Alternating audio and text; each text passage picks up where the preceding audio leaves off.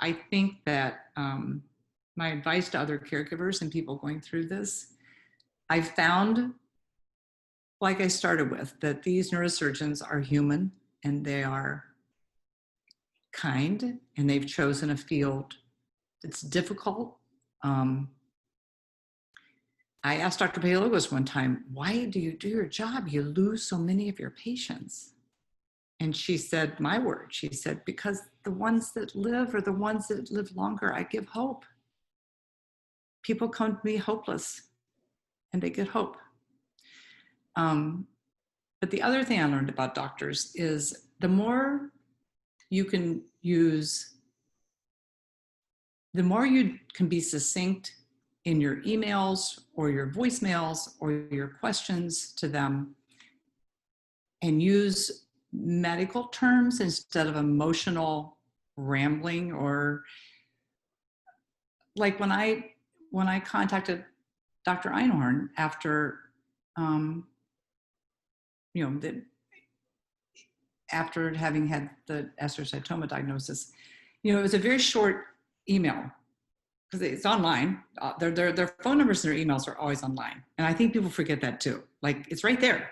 He's reachable. It's either going to be his secretary, or in this case, I emailed his email and I just said clearly, my son survived an astrocytoma, stage 2-3, he had a resection, this is the margins, now he has testicular cancer, blah, blah, blah, blah, blah, blah. We would love to see you. Can you help us?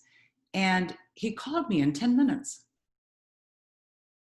I'm not sure how many emails they get like that, but I also think that if you keep it clear to exactly what you need and what you're looking for, I've never had a doctor or an office not be responsive.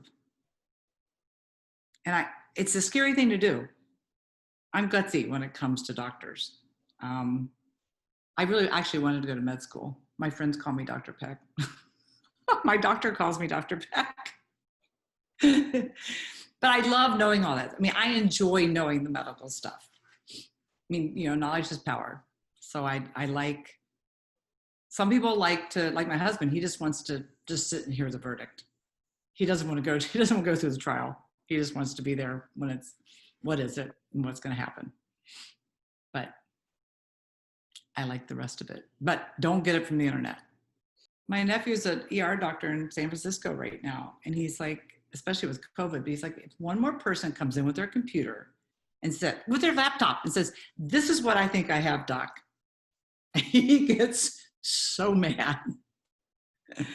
But it's, the internet is a wonderful and horrible thing. I mean, I don't know what your experience is with what it does for people's research for brain tumors, but it's not helpful.